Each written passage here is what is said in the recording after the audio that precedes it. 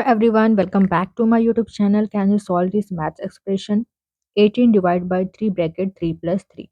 So here 18 divided by 3 times 3 plus 3 which is 6. So 18 divided by 18 which is 1. If you think answer for this question is 1 then you are wrong. Because according to order of operation which is PEMDAS, here where P stands for parenthesis, E stands for exponent, M stands for multiplication, D stands for division, A addition, S subtraction. So this is the priority order of solving this expression. So here one thing you have to remember, this multiplication division both have equal priorities, therefore go from left to right.